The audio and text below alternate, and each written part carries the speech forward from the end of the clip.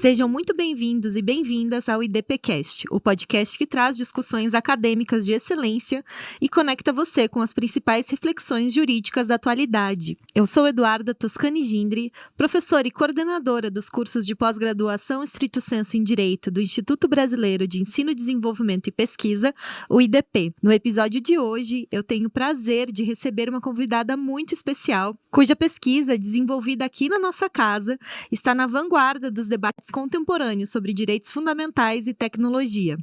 Lúcia Maria Teixeira Ferreira é doutora em Direito Constitucional pelo IDP, com estágio de pesquisa na Universidade de Granada, na Espanha. Possui mestrado em Direito Civil pela Universidade do Estado do Rio de Janeiro e pós-graduação em Sociologia Urbana, também pela UERJ.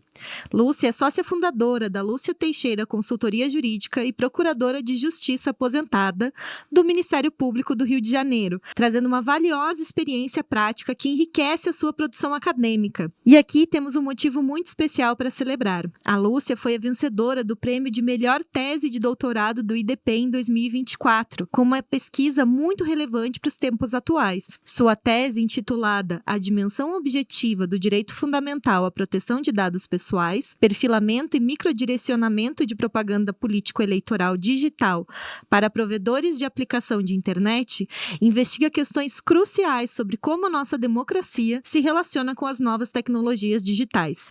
Lúcia, seja muito bem-vinda ao IDPcast. E aí, para começar, gostaria que você nos apresentasse o tema e o argumento central da sua tese premiada. Oi, Eduarda, obrigada pelo convite. É um grande prazer estar aqui no IDPcast e falar sobre o tema da minha pesquisa de doutorado e sobre também essa trajetória acadêmica aqui no IDP e como é que eu cheguei a esse tema e a essa tese, né, tão importante para mim. Na verdade, o meu estudo, meu campo de estudo é a proteção de dados pessoais há muitos anos, venho acompanhando toda a trajetória desse debate, participei inclusive da construção do direito fundamental à proteção de dados pessoais no Brasil, que foi um direito reconhecido na Constituição expressamente em 2022, na emenda constitucional 119. Mas antes do reconhecimento na Constituição, por essa emenda constitucional, eu participei de uma atuação assim, bastante proativa, né, de advocacy mesmo, na OAB, né, como advogada já, e lá nós construímos a tese de que esse direito já era um direito fundamental implícito, separado do direito à privacidade. E o Supremo Tribunal Federal julgou a ação direta de inconstitucionalidade 6649, na qual houve o reconhecimento pelo Supremo desse direito fundamental. E esse julgamento ocorreu de forma assim, muito, muito importante no Brasil. A gente realmente fez um trabalho fundamental com o apoio do professor Danilo Doneda, professor saudoso, uma das grandes referências de proteção de dados do Brasil, que felizmente nos deixou. E professora Estela Aranha, e o professor Hilton, professor da casa, também participou desse trabalho, assinou inicial conosco. Então eu já vinha nessa trajetória da proteção de dados. E desde talvez 2018, eu estudo o caso Cambridge Analytica. Por que eu estou falando desse caso? Porque esse caso foi um marco para o recorte da minha tese, né? O recorte da minha tese foi a proteção de dados no contexto eleitoral, especificamente o perfilamento de dados pessoais e o microdirecionamento de propaganda política eleitoral por provedores de aplicação de internet. Então, como que o caso Cambridge Analytica entrou nesse recorte, né?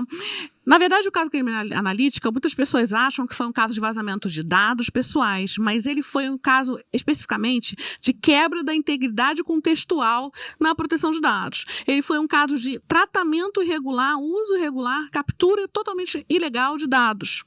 E como que foi feito isso?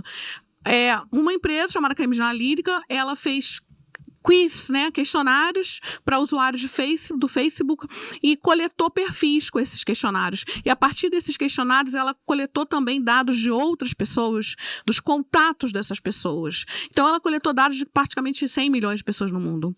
E o que ela fez com esses perfis? Ela microdirecionou propagandas para pessoas que estavam, digamos assim, ainda indecisas na eleição de 2016, lá nos Estados Unidos, a eleição do Donald Trump.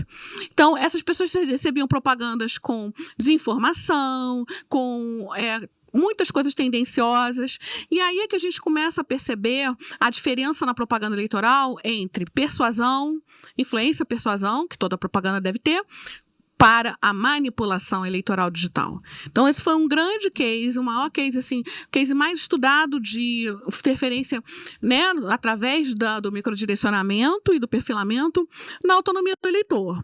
Esse caso, Cambridge Analytica, todos sabem, houve denúncias e no mundo inteiro, o parlamento dos Estados Unidos estudou. Nós tivemos denunciantes que chamam de whistleblower, né, na legislação estadunidense, escreveram livros, teve documentários, mas o principal estudo não foi nem do parlamento dos Estados Unidos, para mim, nem do parlamento europeu, foi do parlamento britânico, porque o parlamento britânico se dedicou sobre esse caso, porque lá eles tiveram o Brexit, né, que foi o referendo no Reino Unido, que determinou a saída do Reino Unido da União Europeia. E esse Brexit foi uma discussão danada de se houve interferência, se houve influência na propaganda favorável à retirada do Reino Unido.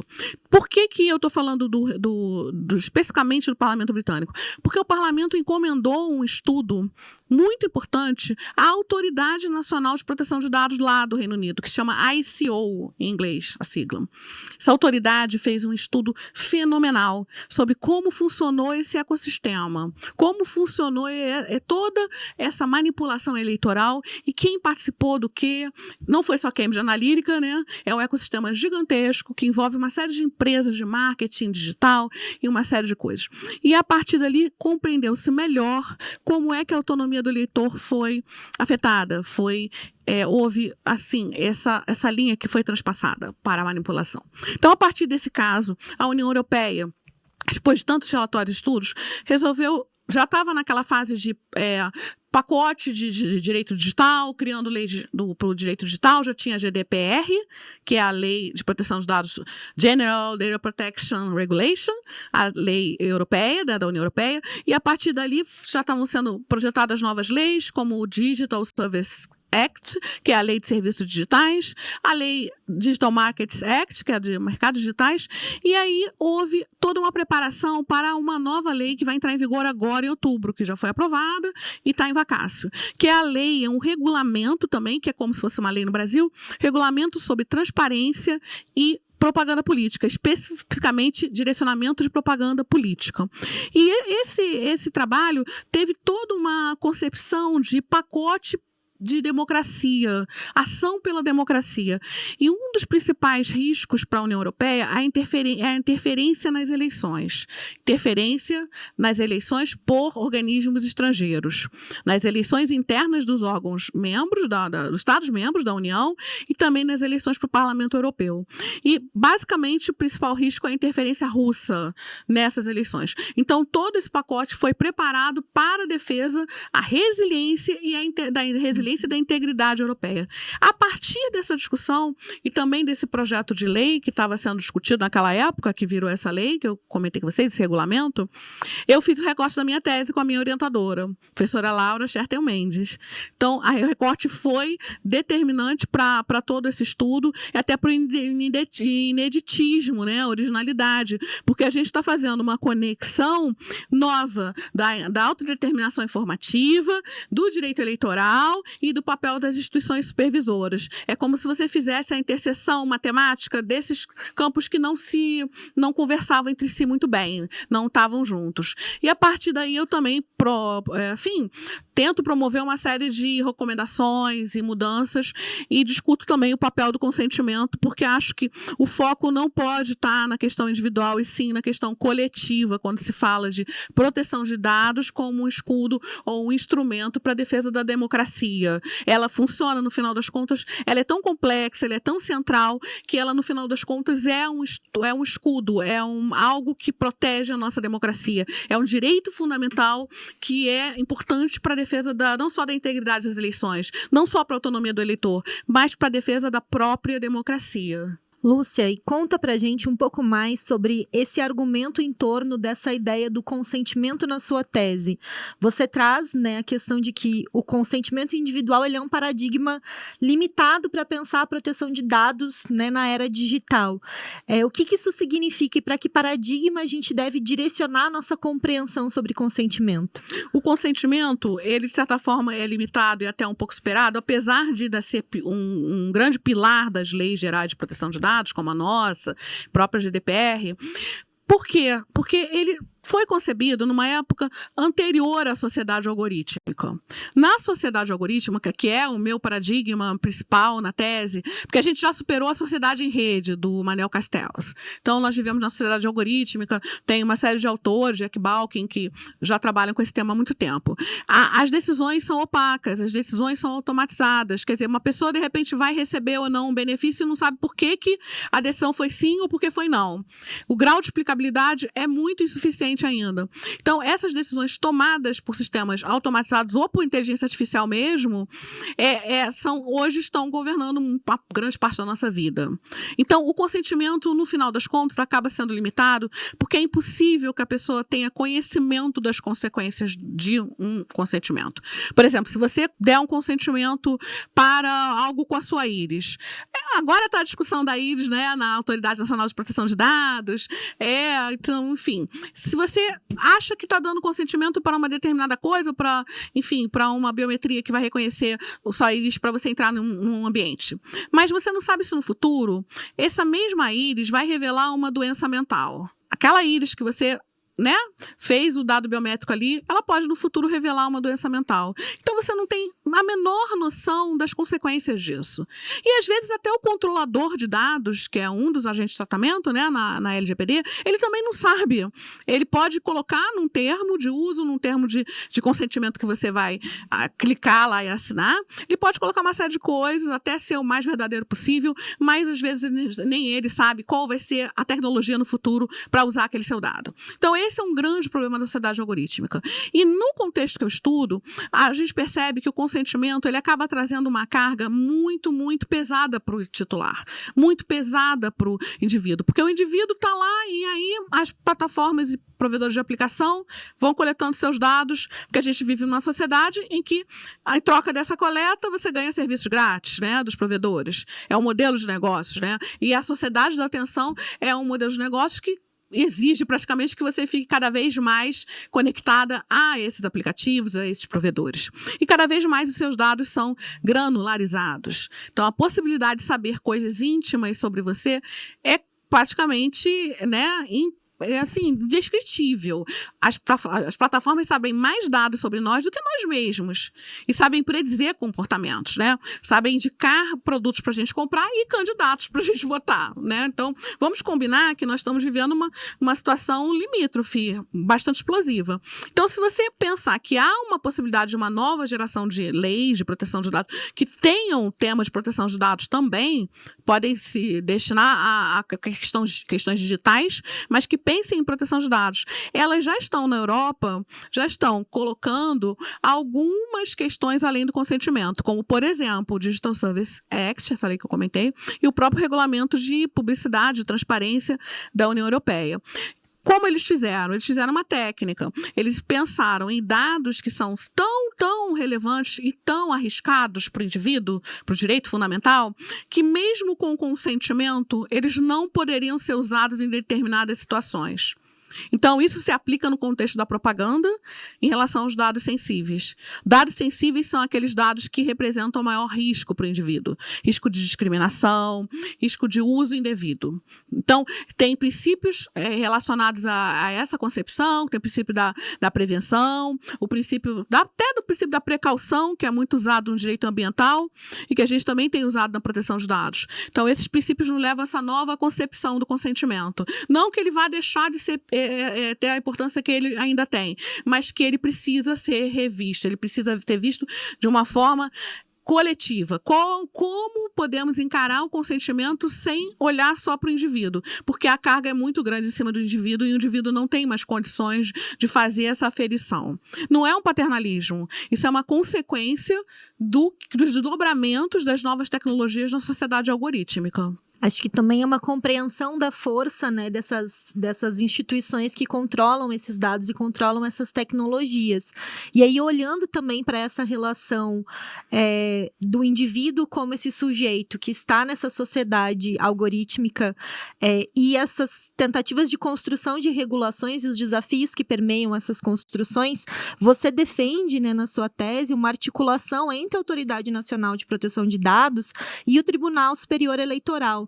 Nos conta um pouco também como que você pensou essa articulação entre essas duas instituições e a importância disso para pensar os principais desafios e as lacunas regulatórias no campo do direito eleitoral. É muito importante essa pergunta, porque eu acho que tem um tripé aí. Primeira ideia é a ideia teórica mesmo dessa doutrina, né, do direito fundamental ter uma dimensão subjetiva e objetiva. A subjetiva é que a gente já conhece, que o constitucionalismo obviamente tem valores que implicam na contenção do arbítrio do poder estatal, né, não ter nenhum imperador nos governando, né, sim. E a lei, né, é o verdadeiro império ali. A gente, além da contenção desse arbítrio, a gente precisa proteger e garantir os direitos fundamentais. Então, na dimensão subjetiva, essa perspectiva é pensada de garantia de direitos fundamentais face ao Estado. Então, que o Estado não tome minha propriedade devidamente, que o Estado garanta as minhas liberdades, que não entre nessa seara. Bastante até individual, né, mas também tem uma esfera coletiva. Só que na dimensão objetiva, que é uma doutrina, claro, a gente sabe, veio da Alemanha, se aplica no Brasil também, tem muito na esfera do direito consumidor. A gente tem que olhar um pouco para as assimetrias de poder, mas não entre o poder do Estado e o indivíduo, nas relações interprivadas. E por isso que eu falo do direito do consumidor. Eu acho ele tão importante porque a gente tem uma bagagem de 30 anos, né, no Brasil. Uma bagagem de legislação, doutrina e jurisprudência, que trabalha com essas assimetrias. Então, hoje, na sociedade algorítmica, nós temos agentes com tamanho poder, agentes privados com tamanho poder, que eles têm um PIB maior do que muitos estados. PIB não, receita, né? Como se fosse um PIB, né? O PIB é estatal. Eles têm uma receita maior do que muitos estados. Receita líquida até. Eles têm, simplesmente, um poder transnacional que vai além das fronteiras estatais. Então, se a gente olhar para essas regras internas desses agentes, seus interesses mercadológicos, né, seus próprios termos de uso, políticas internas, elas têm algum compromisso com a democracia? Elas pretendem respeitar os direitos fundamentais? Então, é essa simetria de poder, é essa cada vez maior, né, distância entre o indivíduo e o poder dessas plataformas que me moveu muito nessa tese, para discutir a dimensão objetiva. Então, não adianta só o Estado regular essa dimensão objetiva para proteger o cidadão em face desses poderes absolutos, quase absolutos, né? Que eles se tornaram quase absolutos, né? Tentando influenciar, como a gente tem visto aqui no Brasil, tentando influenciar em legislações, aprovações ou não de legislações, em decisões da Suprema Corte, né? Então, a gente vê todo um processo de tomada de espaço de poder. Então, na verdade, a gente precisa limitar esse poder na regulação, mas também na articulação desses órgãos supervisores, na articulação desses órgãos como a Autoridade Nacional de Proteção de Dados, que se destinam a defender a proteção de dados dos indivíduos, né? Então, porque, claro, a proteção de dados, ela é um direito central, é um direito fundamental central. Então, a dimensão objetiva tem que trabalhar com essas nuances, com a regulação estatal e também com a atuação desses agentes estatais. Na verdade, quando a gente pensa na articulação entre a ANPD e TSE, que precisa ser defendida, é quase que aqui um mantra que eu tenho, né, na tese, nós já tivemos uma boa experiência no Brasil, depois da edição da LGPD. A ANPD teve um convênio com o TSE, que durou quase 2 anos, que teve como resultado prático um guia orientativo de proteção de dados para as eleições, mas agora não houve renovação desse convênio e precisa haver uma nova articulação e até com novas bases, porque a sociedade algorítmica e as novas tecnologias avançam. Naquela época a gente não tinha IA generativa ainda. Então, com a IA generativa e essas técnicas todas que eu expliquei, do caso Cambridge Analytica e tudo, hoje você ganhou um potencial de manipulação em larga escala na população ou entre os eleitores. Como no caso da Romênia, que depois eu posso comentar se tiver tempo, é um potencial de manipulação em larga escala e em pouquíssimo tempo. Então, se esses agentes não se atualizarem também e não trocarem experiências conjuntas, por exemplo, o TSE tem uma regulação que, obviamente, a gente está ainda muito no início disso, mas que pretende ali uma corregulação com as plataformas digitais, com os provedores de aplicação. Para o quê? Para garantir a integridade da informação, para garantir um ambiente eleitoral, né? Para garantir que o eleitor possa se informar adequadamente, obter notícias e informações corretas para poder formar a sua decisão eleitoral, né?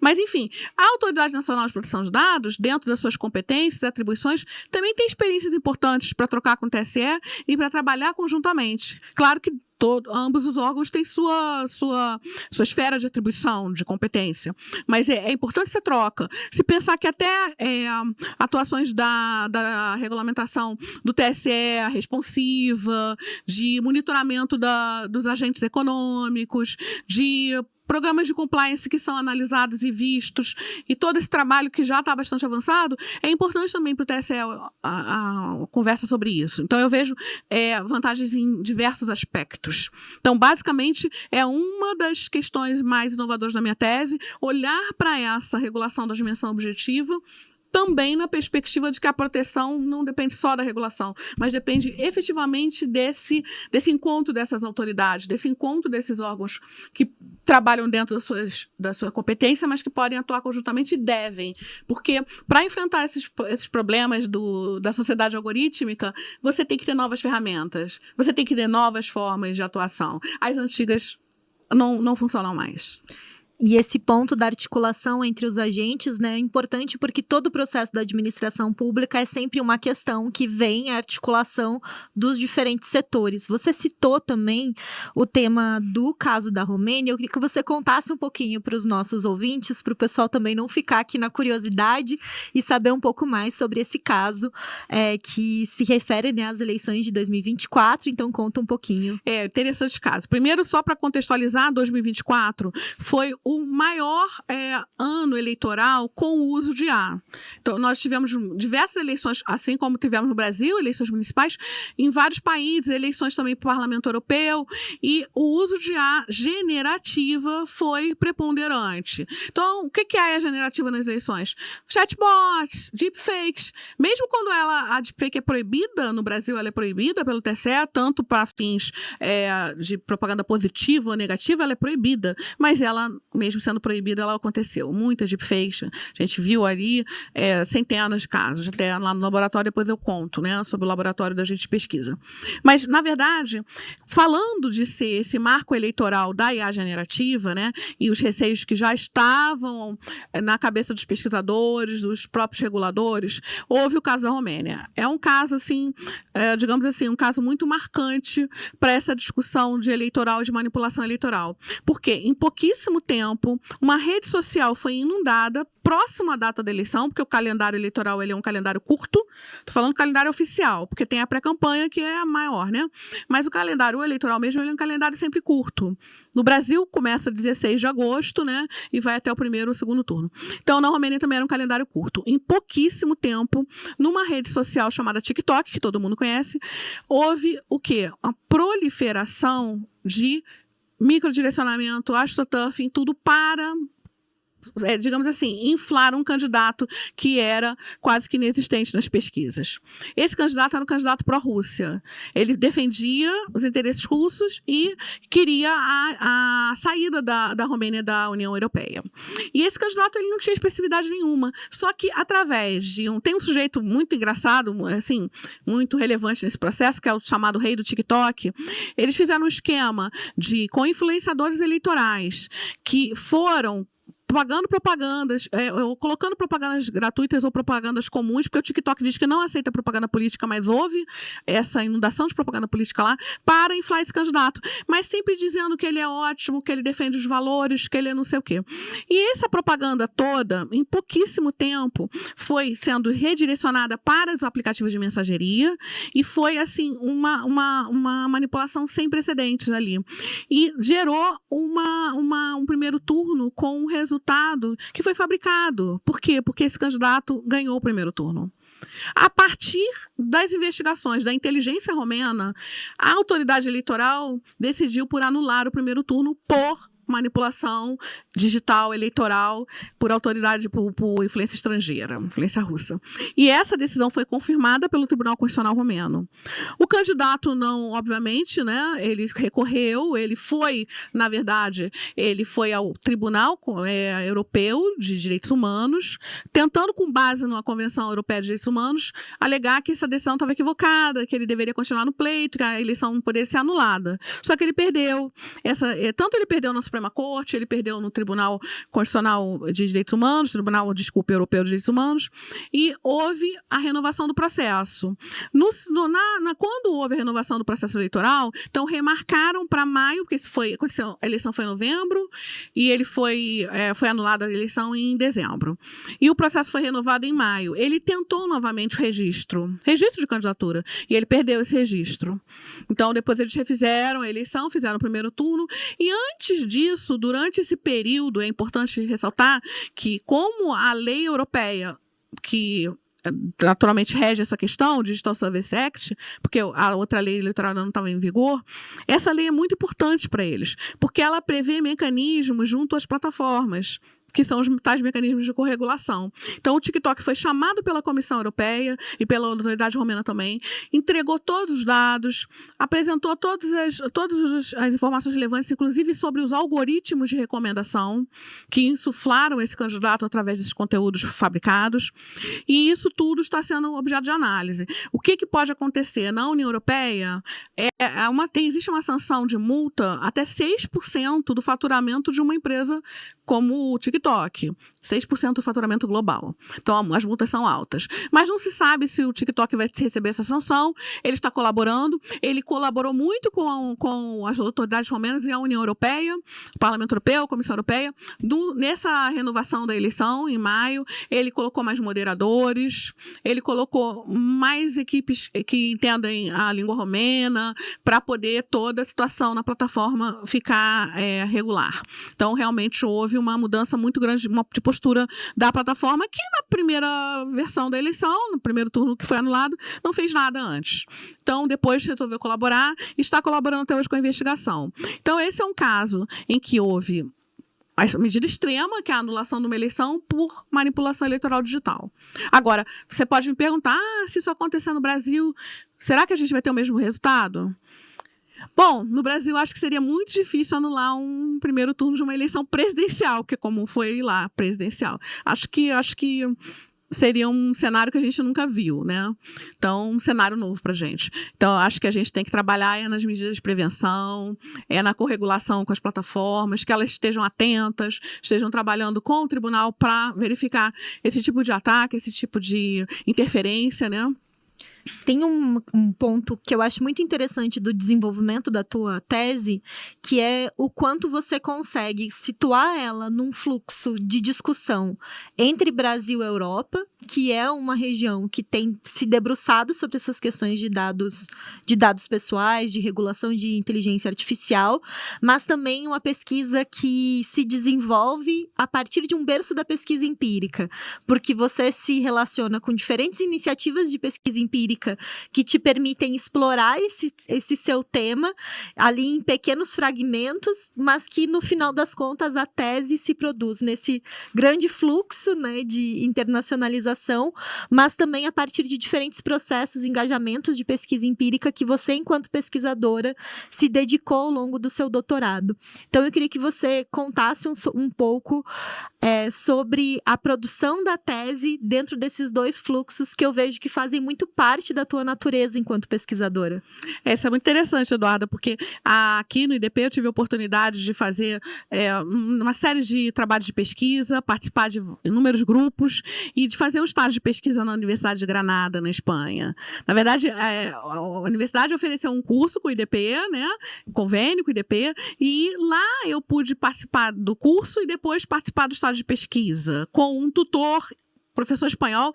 E olha que interessante, além dele ser especialista em proteção de dados, ele foi membro do Parlamento Europeu. do próprio Parlamento Europeu. Então, a experiência dele era na área legislativa, na área executiva, na área doutrinária, um grande doutrinador. Então, para mim, foi um divisor de águas e me ajudou muito nesse recorte, porque lá, né, estando numa universidade europeia e estando em contato com os professores europeus que já estão desenvolvendo, já estavam, por exemplo, o AI Act, né, a lei deles de inteligência artificial, que foi aprovada, né, recentemente, na verdade, gente, eles estavam terminando de fazer a lei, estavam com as últimas discussões, então a gente participou disso e o nosso processo ainda está em andamento aqui no Brasil. A gente já está discutindo o nosso PL 2338, né, que agora está na Câmara. Então, toda essa interlocução, né, Brasil e Europa foi muito importante. E eu decidi realmente que, para mim, o referencial importante na minha tese era o pacote de direitos digitais da União Europeia, era esse avanço na discussão sobre microdirecionamento lá, né, que precisava trazer aqui para o Brasil, porque são muito fenômenos globais. A gente tem estudos empíricos mostrando que praticamente todos os países que têm eleições no mundo, países democráticos, todos têm campanhas com microdirecionamento. Não tem mais volta. E a gente pode imaginar um microdirecionamento positivo, uma ideia de fazer esse processo. Para quê? Um eleitor que não quer votar, que recebe de repente uma propaganda microdirecionada, estimulando ele a votar, a participar do debate público. Mas o eleitor hoje, ele não quer participar do debate público, ele está talvez com ojeriza a esse grau de polarização que a gente tem, né? Então a gente deveria usar essas tecnologias a favor da democracia. Isso é muito importante. Pensar nisso, pensar em como reverter, por exemplo, a abstenção no Brasil. Já está em 30%. Em um país que tem o voto obrigatório. Países que não têm voto obrigatório, então, né? Então a gente precisa rediscutir essas tecnologias para que elas, a própria IA generativa e tudo, ajudem a trazer o eleitor para o debate, e o debate que ele possa se informar realmente, que ele possa tomar sua decisão realmente, com autonomia. Por exemplo, pense assim, num grupo mais vulnerável, que está mais afastado do debate, indígenas.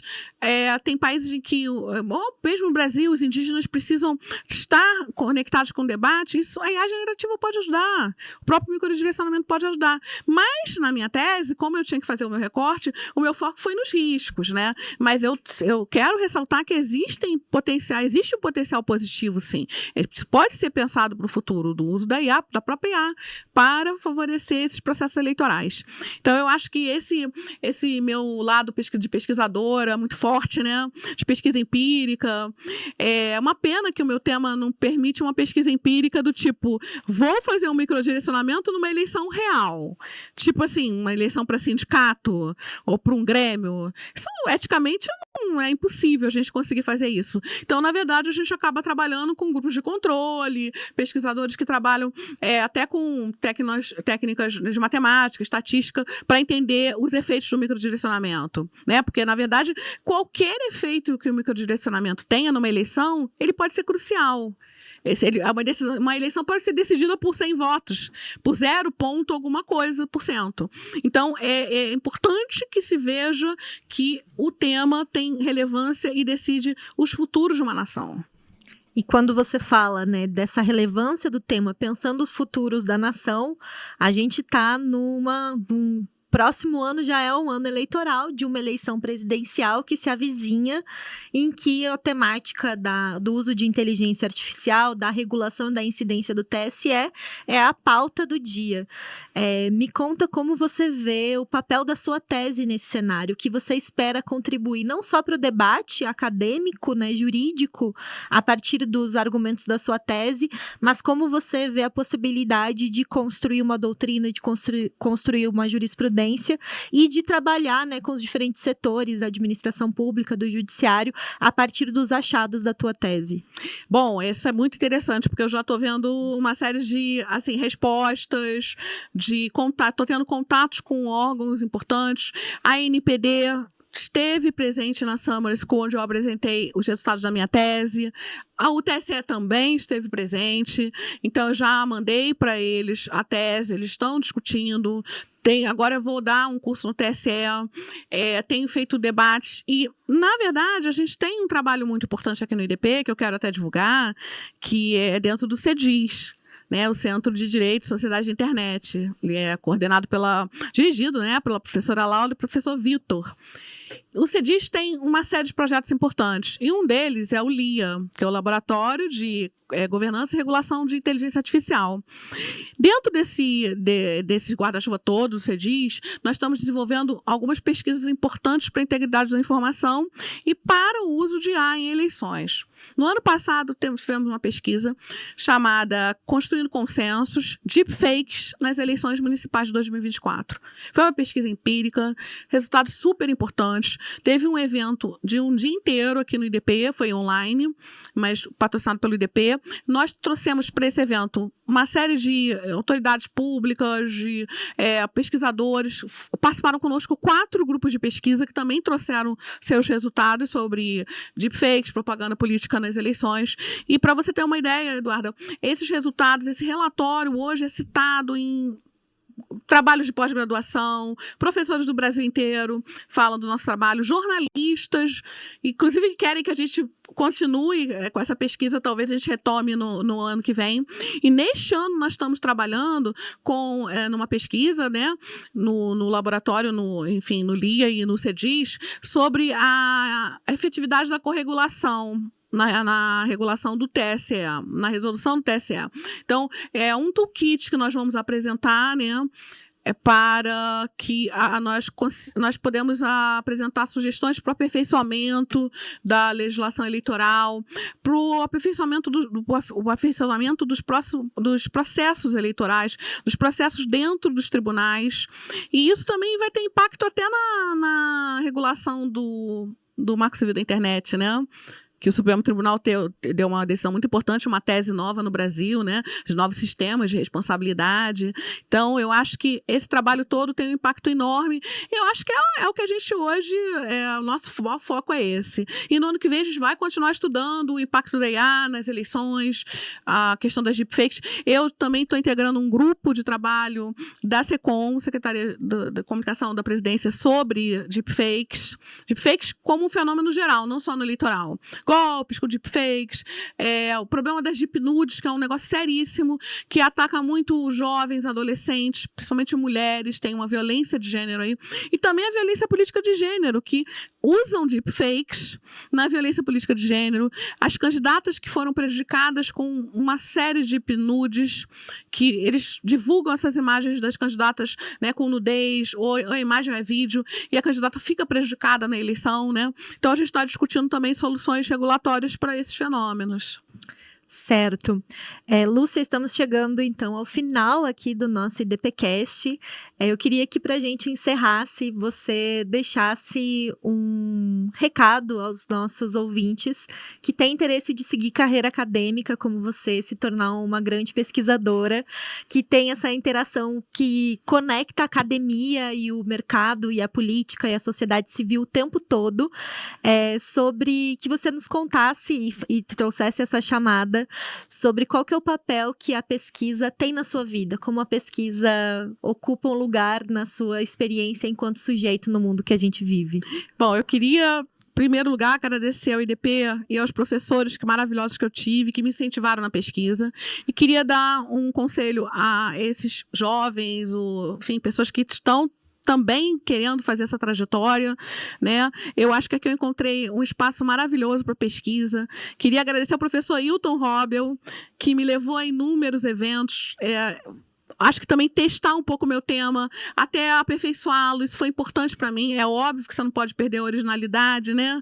A inovação do seu tema, assim, falando por aí tudo, mas você vai testando aos poucos o tema, você vai debatendo. Então, o professor Wilton, que foi meu orientador, um grande constitucionalista aqui do IDP, ele também é o expoente de constitucionalismo digital, que é um tema também importante, né, na minha área de pesquisa. A gente participa de grupos de pesquisa sobre isso.